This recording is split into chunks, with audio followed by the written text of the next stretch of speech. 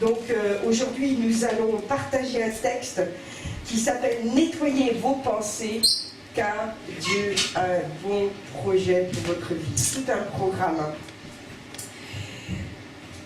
Bénissons le Seigneur pour cet enseignement, vraiment, Saint-Esprit.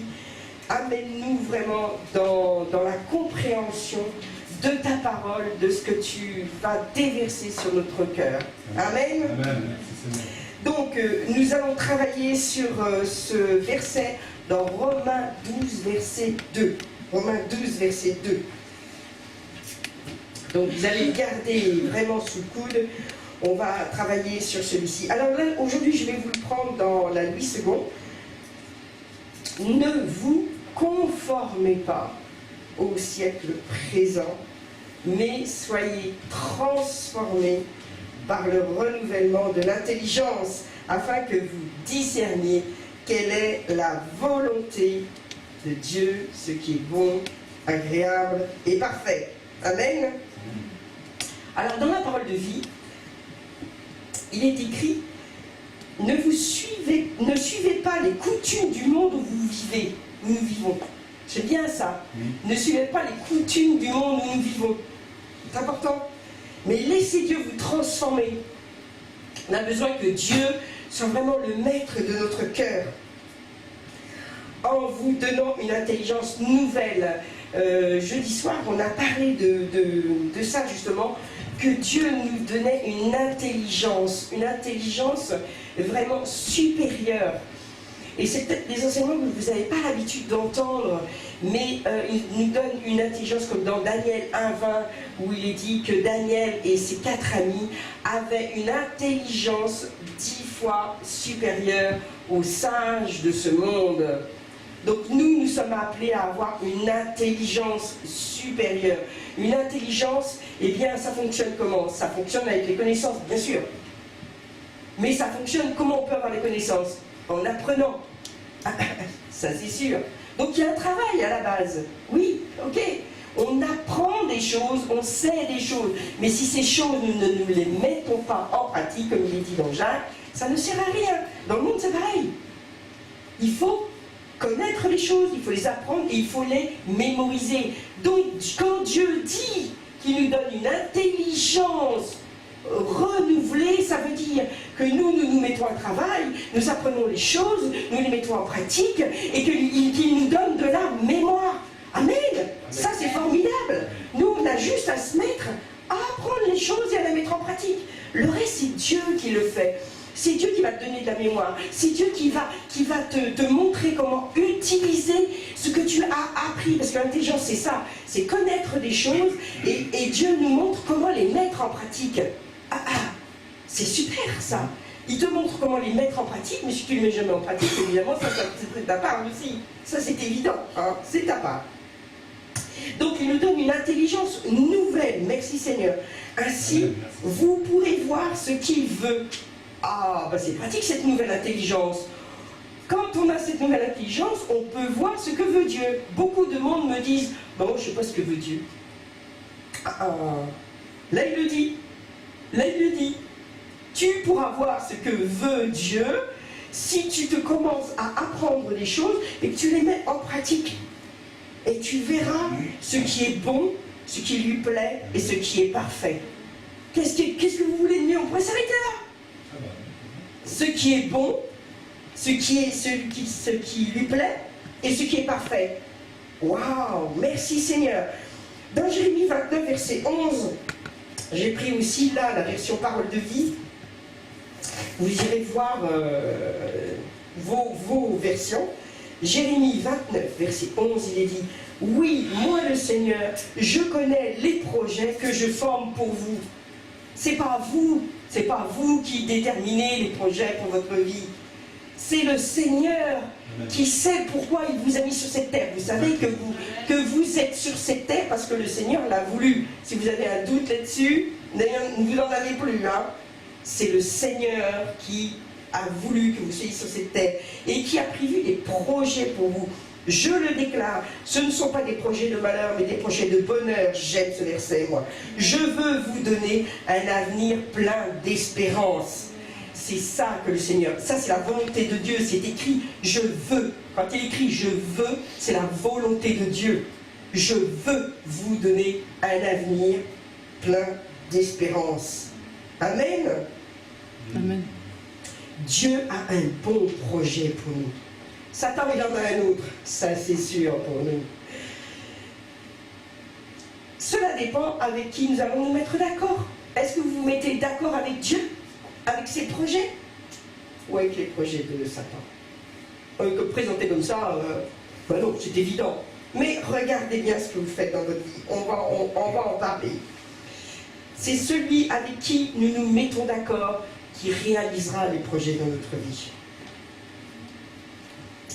Là où est le problème, c'est nos pensées. Nos pensées sont un champ de bataille. Nos pensées sont un champ de bataille. Et Satan, lui, il est le père du mensonge. Il ment, et même qu'il ment. Toujours.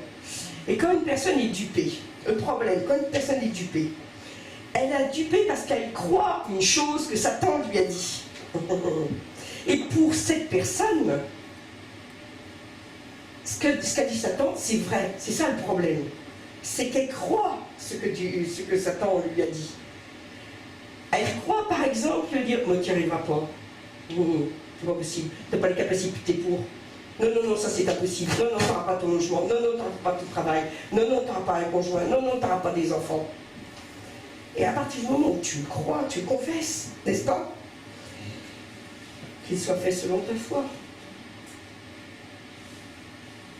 Dans Job 3, verset 25, il dit « Ce que je crains, c'est ce qui m'arrive. » Ça c'est dans la NBS. Hein.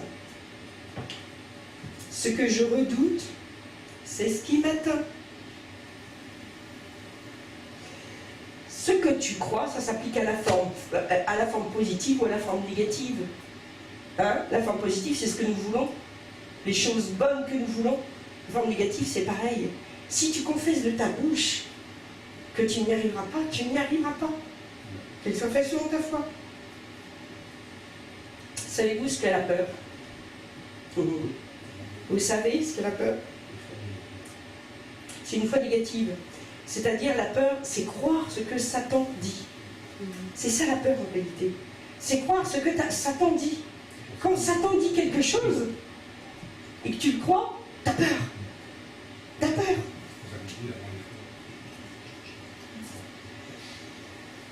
Quand nous croyons les mensonges de Satan, qu'est-ce qu'on fait? On recule.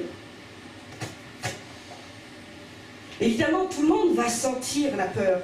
Si j'ai peur, j'ai eu il y a quelque temps un coup de fil d'une maman hyper angoissée. Et j'ai su aussi que le papa était hyper angoissé. Comment croyez-vous quel enfant de 5 ans? Hyper angoissé. Allez, les problèmes psychologiques, puisque c'est par-dessus la tête. Le pauvre petit, il en est au neuroleptique. Tellement il est... C'est grave, hein? Des parents croyants. Je vois ça, moi, plein de fois. Alors, saisissez ce petit principe. Hein? Moi, ça m'a aidé vraiment souvent, et très souvent aussi, j'en ai parlé. La Bible dit « N'ayez pas peur ». Alors, la Bible ne dit pas « N'ayez pas de peur ». Hein? Vous avez tous des peurs dans la vie. Moi, si y a quelqu'un qui passe au feu rouge à une intersection et que moi je suis au feu vert, j'ai peur. Normal. Il dit non, n'ayez pas peur. Cela veut dire que quand vous avez peur, vous allez quand même aller de l'avant, sauf au feu vert, puis que l'autre passe au feu rouge. Hein. On stoppe là. Je parle dans la vie, évidemment. Mais quand vous avez peur de faire quelque chose, faites ce que Dieu vous demande de faire. Quand même. Ne reculez pas de peur. Même si vous faites « Ouh là là, ça fait peur !» Juste un petit coup en arrière et hop, je fonce. Faites-le malgré votre peur. Et Dieu honorera votre foi.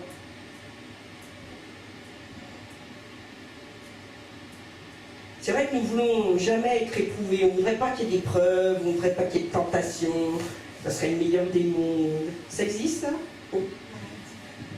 Ça n'existe pas. Dans les 1000 ans, il n'y aura plus personne pour tenter les gens, et pourtant, les gens vont quand même avoir le choix de choisir Jésus ou pas. Et pourtant, il n'y aura plus personne pour les tenter. Incroyable, hein? Donc, vous voyez la grande part que nous avons de nous-mêmes à faire. Nous sommes un être doué du choix, du libre arbitre. Alors, on aimerait ça que toutes les tentations soient supprimées. Il y a des choses que vous faites, que moi je fais sans avoir de peur. Et par contre, si quelqu'un d'autre à côté de moi veut le faire, elle va avoir très peur. Ne serait-ce que de prendre la parole. Nous, on fait ces exercices justement d'exhortation, de témoignage. Et on sait bien, les gens ils voudraient rester au fond, là, dernier siège, et puis que personne ne les regarde. Et tout d'un coup, on dit non, ça se tient ici, là, derrière le pupitre, debout, devant tout le monde. Et là, on a peur. Pourquoi? Parce qu'on ne le fait pas couramment. Toutes les choses qu'on ne fait pas, qu'on n'a pas l'habitude de faire, et qui nous semblent un peu pas ordinaires, quoi. Eh bien, on a peur de les faire. Il y a des gens qui ont peur de faire les enfants, parce que vraiment, ils se disent quand ils voient les enfants des autres, ouh!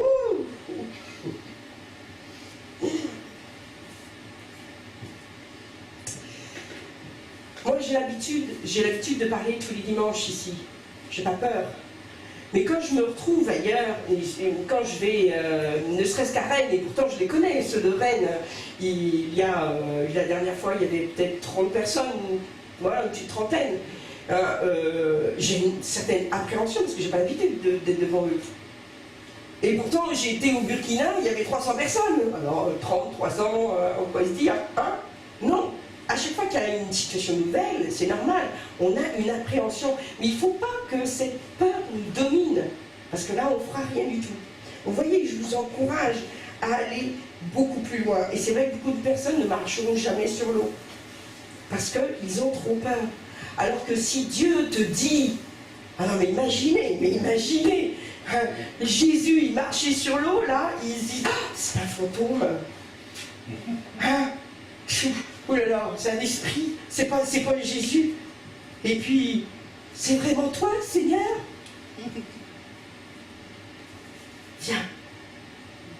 Viens me rejoindre sur l'eau. Non mais, moi je m'imagine, je suis déjà monté sur un bateau, mais, en plus, il m'a dit que c'était un fantôme et tout. Alors, est-ce que vraiment, je m'avance là, comme ça, voilà quoi. Dieu te demandera de plus en plus ça. Alors, c'est différent selon chaque personne, évidemment. Parce que toi, tu auras peur dans cette situation. Et Dieu te demandera, allez, sors de ta barre, sors de ta zone de confort. Va plus loin. Parce que Dieu veut que tu apprennes les choses. Et que tu auras une meilleure intelligence. Ne te conforme pas à ce que dit le monde. Je ne vous demande pas de traverser un feu rouge. Non. À part si vous êtes piéton.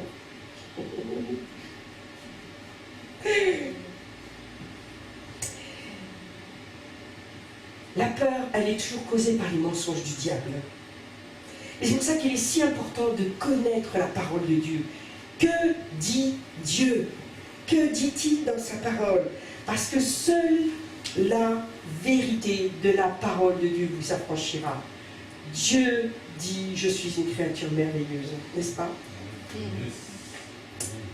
Dieu dit qu'il a un plan merveilleux pour moi, un merveilleux projet.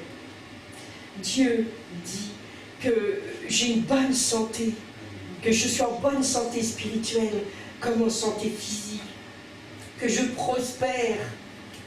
Amen. Ah, merci Seigneur, ça me fait du bien. Que même si je tombe, il me relève. Waouh! Qu'il me purifie de tout péché, qu'il me pardonne encore et encore. Dieu dit ça. Dieu a un bon projet pour ta vie. Et Satan veut essayer de te le voler. N'oublie pas, c'est pas de proclamer. On ne fait pas de la proclamation histoire de. On fait de la proclamation parce qu'on sait qu'il y a un pouvoir, une autorité dans notre bouche que Dieu nous a donné par son nom précieux. On l'a chanté ce matin. Son nom précieux, cette autorité nous a été donnée par le Christ, nous a été donnée par cette grande victoire qu'il a eue à la croix. Mais Satan a vraiment un autre projet pour vous. Il veut vous mentir encore et encore. Il veut vous tenter et encore et encore. Et il veut vous mentir encore et encore. Il veut vous voler, il veut vous détruire, il veut vous tuer. Et s'il arrive à vous tuer, peut-être en ce que vous soyez des acharnés du travail, ou que vous tombiez en dépression, je ne sais encore. Avec qui êtes-vous allié? Demandez-vous avec qui êtes-vous allié. Demandez-vous qu'est-ce que vous dites. Le diable est en train de vous dire, tu ne surmonteras jamais ton passé. Ton passé, il est là dans ta tête et tout, tu ne vas jamais dépasser ça. C'est un mensonge. C'est un grand mensonge parce que la Bible dit que sa miséricorde dure à toujours. Elle se renouvelle chaque jour. C'est écrit dans sa parole, sa miséricorde. Donc, si tu tombes, il est là encore pour te relever. Et si aujourd'hui, tu te dis, oh oui, bah, moi, je ne vis pas cette vie-là, dis-toi bien que Dieu, le Dieu de la deuxième chance, il est aussi le Dieu de la troisième chance. Et paraît-il qu'il est aussi le Dieu de toutes les chances. Son bras n'est pas trop court.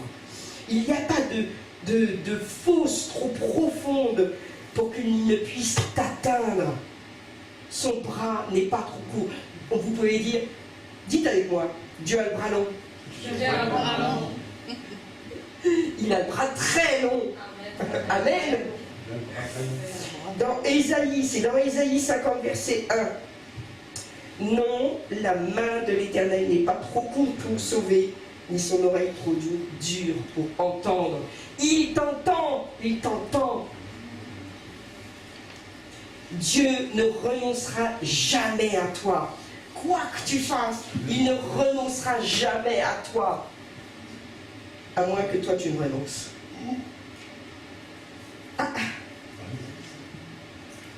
Qui veut renoncer? Ésaïe 59, verset 1.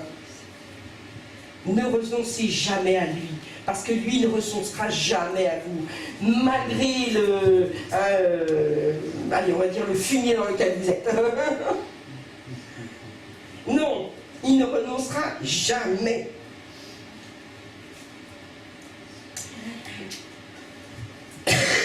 Pardon. Moi, je sais que j'ai été dans beaucoup de fausses dans ma vie. Mais il m'est arrivé des tas de choses. Mais heureusement, le bras de Dieu n'était pas trop court. Il m'a retiré la fosse. 59, verset 1.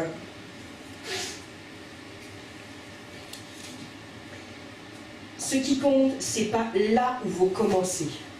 Ce qui compte, c'est là où vous finissez. Et moi, je veux finir ma course, comme Paul. Et je veux bien la finir, ma course. Satan, lui, ce qu'il veut, c'est que vous commenciez même pas votre course. Il veut vous enfermer là, dans une belle petite prison, dans une petite case. Hein? Il ne veut pas que vous commenciez votre... S'il y en a qui m'écoutent, qui regardent cette vidéo, tout d'un coup, je suis en train de penser vraiment à ça. Si vous n'avez pas encore donné pleinement votre vie à Jésus, donnez-la. Et vous verrez que, quelle que soit votre vie passée, eh bien, rien ne sera plus jamais pareil. Si maintenant vous reconnaissez que Jésus est le Fils de Dieu, qu'il est mort pour vos péchés, et qu'il est ressuscité, et qu'il est maintenant assis à la droite de Dieu dans le ciel, donnez votre vie à Jésus, vraiment, donnez-la et vous verrez, vous entrerez dans une année de grâce et vous serez délivrés de toutes choses. Amen. Amen. Moi, j'ai l'intention de faire la course et de traverser la ligne d'arrivée. C'est sûr, Satan n'aime pas ça. Mais commencez, là où vous en êtes, vous direz, oh mais moi, ça fait tellement d'années que je suis chrétienne, et puis je suis chrétien, mais j'y arrive pas, c'est toujours la même chose, et tout. Non, n'écoutez pas le diable. Le diable, il œuvre continuellement pour que vous vous arrêtiez. Le diable, il œuvre continuellement pour que vous soyez dans les gradins, là, puis vous regardiez les autres courir et remporter le prix de la victoire. Arrêtez de l'écouter. Ne vous accordez pas avec lui. Vraiment, accordez-vous avec Dieu, avec ce que dit Dieu. Amen. Dieu a vraiment un bon projet pour votre vie. Dans Romains 12, notre verset, ne vous conformez pas au siècle présent. Cela veut dire quoi? Qu'est-ce que ça veut dire, ne pas se conformer au siècle présent? Ne pensez pas comme les autres. Ne faites pas comme les autres. N'adoptez pas les projets financiers du monde. Dieu a un projet pour toi, pour chacun d'entre vous. Mais le problème, il a un projet pour tout. Mais souvent, on ignore les projets de Dieu. Pourquoi? Parce qu'ils nous paraissent farfelus, ils nous paraissent trop grands.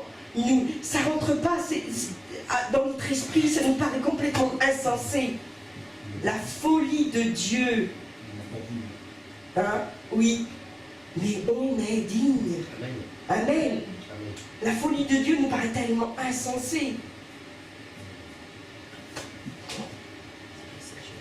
La Bible amplifiée dans Romains 8, verset 5, elle dit « L'esprit de la chair est sentiment et raison sans le Saint-Esprit. » Alors, je l'ai pris dans la parole de vie, cela dit, vous allez connaître le verset. « En effet, ceux qui suivent leur façon de voir obéissent à leur désir humain. » Et je le répète. Allez le voir dans la 8 secondes, En effet, ceux qui suivent leur façon de voir, Ah oui, mais moi j'ai ma façon de voir les choses. Je me souviens de ma grand-mère, elle dit, oui, c'est ta religion, ma petite fille. Moi j'ai ma façon de voir les choses. Moi j'ai toujours fait comme ça. Non, c'est pas notre façon de voir. C'est la façon de voir de Dieu qui est importante. C'est ça qui est important. Vraiment, vraiment, la tradition, la religion, la religion des hommes, je parle, puisque la religion pure et sans tache, ça c'est autre chose, elle est divine. La religion des hommes, la tradition, il faut vraiment la virer. De toute façon, si une tradition est sans puissance, vous pouvez vous dire que ça vient du diable.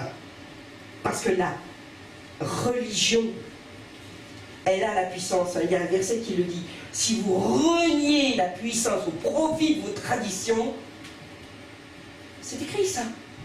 Je vous dis, j'ai plus la référence, mais recherchez ça. Si vous reniez la puissance au profit de votre tradition, vous faites les œuvres du diable. C'est grave, Là, il nous dit, mais ceux qui suivent l'Esprit Saint obéissent à ce que l'Esprit désire. Amen. Donc ne suivez pas vos projets. Ne suivez pas vos désirs charnels. Ne vivez pas pour vous. Vivez pour Dieu. Obéissez au Saint-Esprit, même si ça vous paraît fou. Vous pouvez pas vous dire que tout doit avoir un sens. Moi, l'histoire de la reine Esther, moi, ça m'avait beaucoup marqué. Cette jeune juive qui va être donnée à un roi païen. Et moi, je me suis dit, franchement, ça m'a marqué. Mais comment ça se fait? C'était contre la loi juive, d'aller se marier avec un roi païen. Mais comment ça se fait que Mardoché, qui lui connaissait bien la loi de Dieu, qui était son tuteur, va aller la mettre dans le lit de ce roi? Parce que c'était un plan divin. C'était un plan divin. Dieu avait préparé les choses. Et la reine Esther devait, comme Jésus, c'était un type de Jésus, se sacrifier, comme Isaac. Et à l'instant suprême, elle va être sauvée. C'était pour qu'elle sauve le peuple juif. Des fois, les projets de Dieu nous paraissent insensés. N'essayez pas de tout comprendre. Moi, c'est une chose que j'ai appris il y a bien des années. Arrête de dire pourquoi. Ce que Dieu m'avait dit. Arrête de dire pourquoi. Fais, marche selon l'Esprit Saint.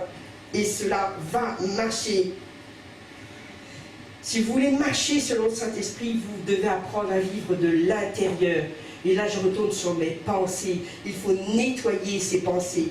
Si vos pensées sont mauvaises, je vous assure que vous aurez une vie déplorable. Nettoyez vos pensées. Si votre vie est déstructurée, si vous avez une vie minable, commencez par nettoyer vos pensées. C'est que vos pensées sont minables. Et j'ose le dire.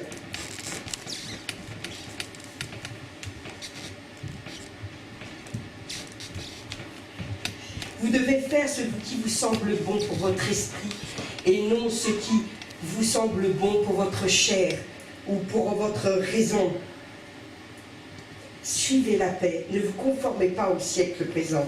Est-ce que vous préférez perdre votre réputation auprès des hommes ou perdre votre réputation auprès de Dieu? Hein?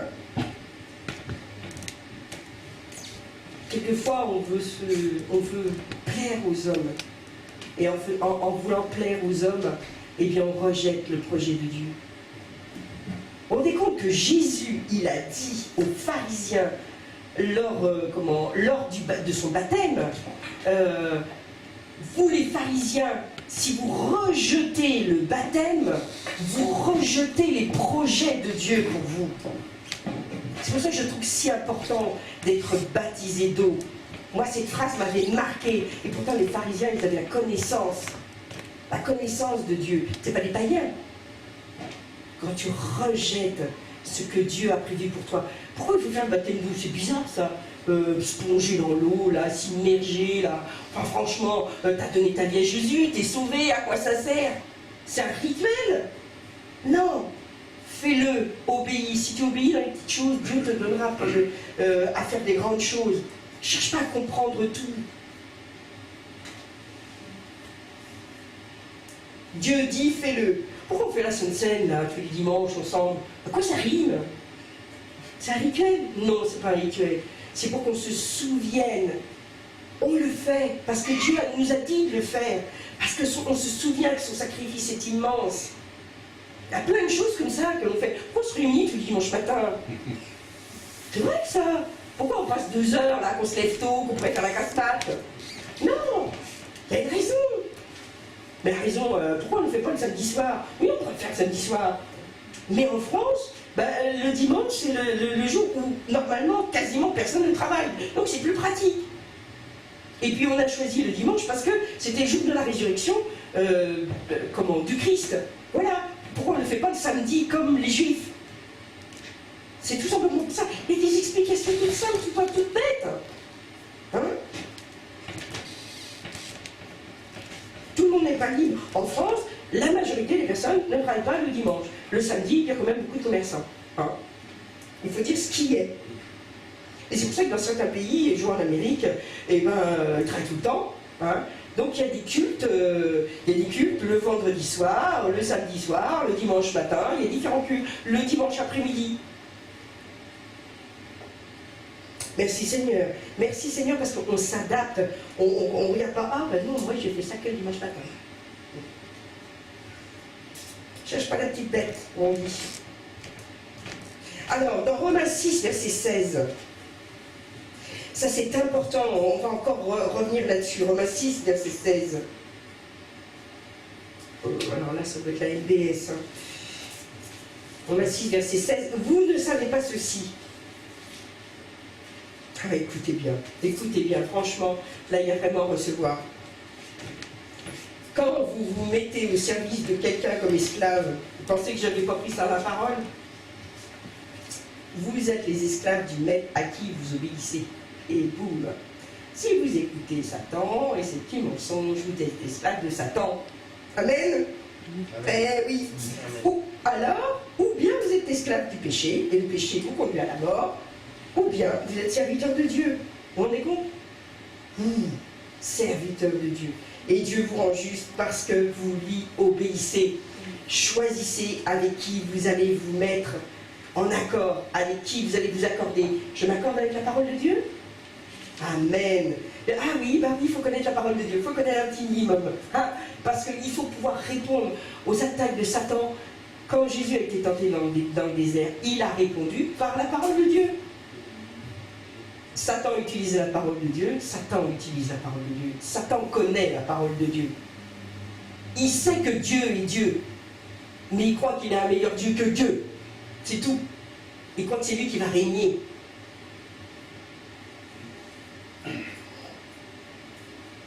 Quand les autres nagent avec le courant, vous devez être le genre de personne qui nage à contre-courant.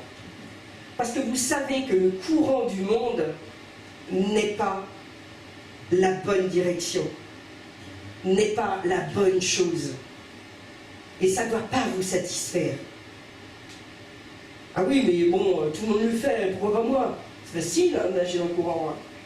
Nager à contre-courant, à la piscine où je vais, il y a un contre-courant. Et je vous assure que quand je suis dans le contre-courant, il faut se donner un peu plus d'énergie, c'est facile. Quand je repars et puis que j'ai le courant qui me pousse, alors là, j'ai l'impression de filer comme une flèche. Ah, c'est facile. Je sais ce que ça veut dire, nager contre-courant. Alors j'aime bien ces petites histoires d'une jeune fille qui a dit à son petit ami qu'elle ne voulait rien avoir à faire avec tout ce qui vient du monde. Et moi, je ne veux rien avoir à faire avec tout ça. Mais lui, il se moquait d'elle. Il se moquait de son Dieu. Et il se moquait de ce qu'elle faisait, de ce qu'elle pensait et tout. Puis finalement, cette jeune fille a dit à son petit ami, « Écoute, si tu ne veux pas aller au ciel, ça te regarde. Mais moi, j'irai pas en enfer avec toi. » Amen. Voilà, on doit choisir. Moi, je ne vais pas en enfer avec toi. Hein? Ça casse. Hein? Comment sommes-nous transformés? Alors, on retourne sur Romains 12, verset 2. Comment on est transformés? Je vous ai dit que ce n'est pas un coup de baguette magique. Nous ne sommes pas transformés par la prière ou l'imposition des mains. Hein? Ça serait pratique. Allez, maintenant je vous impose les mains et tout, vous allez transformer vraiment à l'image de Jésus et la stature parfaite de Christ et tout. Oh, ça serait génial. Hein? Oh, ça serait bien. Ça marche pas comme ça, désolé pour vous. Nous ne sommes même pas complètement transformés lorsque nous sommes régénérés, lorsque nous donnons notre vie à Jésus. Seul notre esprit est complètement recréé. Hein? Mais notre âme et notre corps, c'est pas ça. Hein? C'est pas ça. Non, non, non, non. Mais quand vous êtes régénéré, vous sortez de l'esclavage, c'est déjà pas mal. Et vous dirigez vers le pays promis, c'est déjà pas mal. Hein? Mais si vous avez passé toute votre vie chrétienne dans le désert, hein, à traîner dans le désert, et c'est parce que vous n'avez pas redressé vos pensées. Et ça, c'est important de redresser, vraiment de nettoyer ses pensées. Hein. Je dis toujours, moi, la repentance, c'est quoi? C'est trois choses. Se détourner du mal, il faut savoir ce qui est écrit dans la parole de Dieu. Faire le bien, il faut savoir ce qui est écrit dans la parole de Dieu. Et faire les œuvres que Dieu a préparées d'avance pour vous. Ah bah oui, mais il faut savoir écouter le Saint-Esprit, parce que les œuvres qui sont préparées d'avance pour vous, vous pouvez le recevoir que par le Saint-Esprit. Utilisez ça. La repentance, c'est vraiment ça. La repentance, ça veut pas dire petite crasse et tout. Non, ça veut pas dire ça. La repentance, ça veut dire changer de vie. C'est ça que ça veut dire. C'est ça qui est si important. Quand on voit les Israélites, eux, ils ont traîné 40 ans dans le désert. Hein? Selon la Bible, il fallait 11 jours pour aller dans le pays de Canaan. 40 ans, vous imaginez? Moi, j'ose pas imaginer. Wow. Mais Dieu a dit à un moment donné, bon, ça y est, ça va. Vous avez assez tourné dans le désert, vous avez assez tourné dans les montagnes. Là, bon, il est temps de rentrer dans le pays promis. Le plus grand problème des Israélites, c'était quoi? Ils murmuraient, ils grognaient, hein? Ils se plaignaient, C'est pas assez bon, on n'a pas de viande. Celui qui se plaint. Alors si vous êtes des personnes qui vous plaignez, allez, hop, un petit coup d'épée de la parole, là. Celui qui se plaint pense à ses problèmes au lieu de penser à la solution que Dieu peut lui apporter.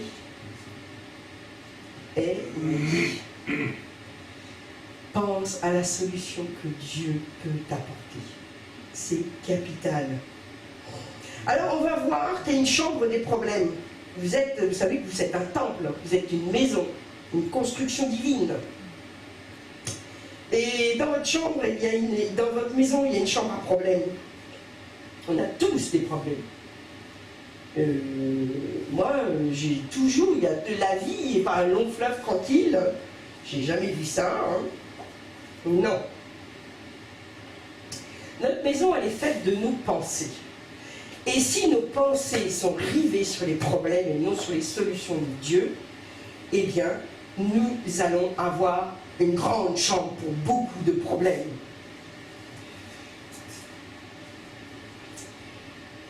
Et parfois, parce que nous nous concentrons sur les problèmes, eh bien, nous montons des forteresses, en fin de compte.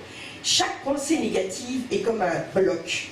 Et nous les posons encore, et puis nous construisons autour de nous une forteresse. Nous nous enfermons dans une tour. Et il n'y a pas de porte. Nous nous enfermons. Et qui c'est qu'il y a dans la tour avec nous? Il donne en mille. Satan. Nous sommes enfermés avec Satan. Oh, youpi! On aime ça, hein? Pourquoi? Une forteresse, c'est une région, en fait, qui est dominée dans notre esprit par Satan. Je devrais dire dans notre âme. Parce que notre esprit, lui, il est régénéré. Hein. Vous savez que Satan, lui, est l'ennemi de nos âmes. Pourquoi? Parce qu'il nous ment, il nous ment, et il nous ment. Et c'est lui qui construit cette forteresse au fur et à mesure par ses mensonges. Et nous, on met le ciment. On les pose. Hein?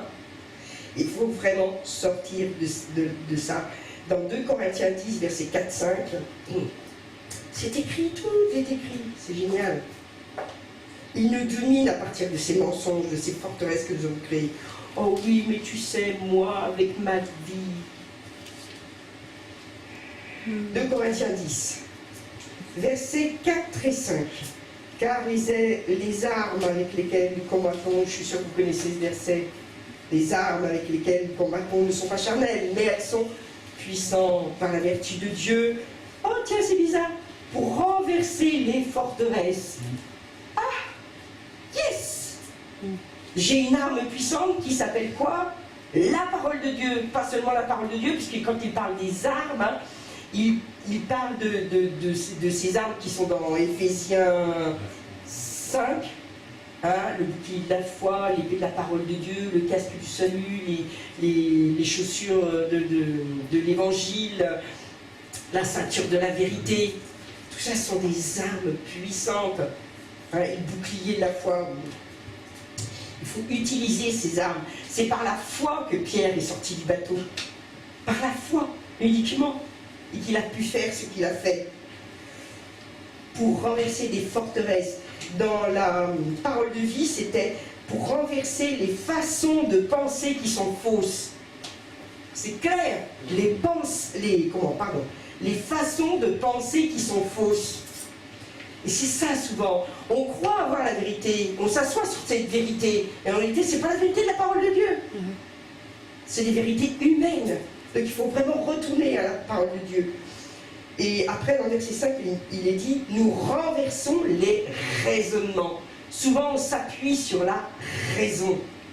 Oh oui, mais tu te rends compte, si j'investis maintenant et tout, et ben, je vais pas pouvoir et tout. Ben non, si je quitte ce boulot, bah oui, pour un autre boulot, mais tu te rends compte, je sais pas, je vais avoir une période d'essai, je vais peut-être pas le garder et tout. Hein? Renverser les raisonnements. Si Dieu te dit, cherche un autre boulot, tu vas gagner mieux et tu vas faire plus de choses, tu vas peut-être évangéliser quelqu'un, je te veux ici à cette place, ou je te veux dans cette autre ville, il faut le faire. Et nous amenons toute pensée captive, j'aime ça, nous amenons toute pensée captive à l'obéissance de Christ. Si tu as des pensées qui ne sont pas celles de Dieu, amène-les au pied de la croix, amène-les à Jésus, amène-les à ce que dit la parole de Dieu. Dans la parole de vie, c'était marqué « Changer l'esprit des gens pour qu'ils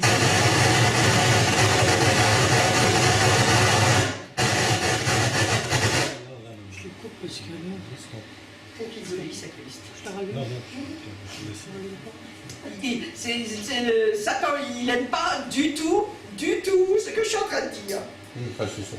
Changer l'esprit des gens pour qu'ils obéissent à Christ. La parole de Dieu doit vraiment nous permettre d'obéir à Christ. Je n'ai pas trouvé la référence de ce verset, mais c'est vrai que ces forteresses qui sont construites dans notre âme, nous devons vraiment les détruire. Parce que là où l'esprit de l'homme ira, l'homme suivra. Il est marqué, c'est dans les proverbes en tous les cas, comme un homme pense dans son cœur, ainsi il le devient.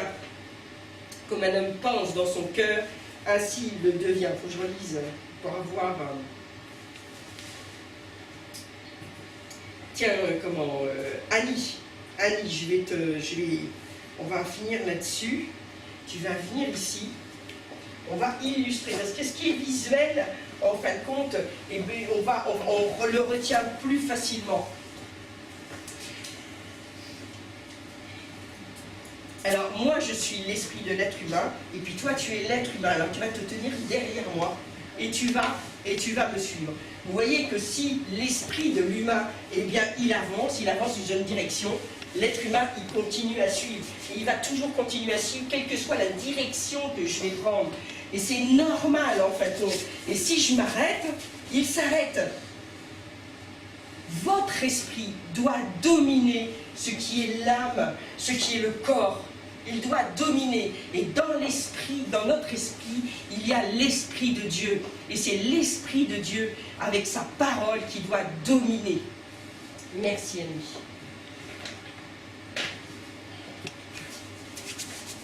C'est important, partout là où vous allez, c'est l'esprit, votre esprit qui doit dominer, guidé par l'Esprit Saint. Que ça vous plaise ou non. Ça, c'est le petit truc, que ça vous plaise ou non. Soyez dirigés par votre esprit, qui est lui-même dirigé par l'Esprit Saint. Amen. Amen. Bon, en conclusion, je dirais, nous construisons notre maison là où nous vivons. C'est ça notre vie. Donc nous devons faire attention à qui nous sommes. Nous sommes un tabernacle. Nous sommes un tabernacle saint, agréable à Dieu.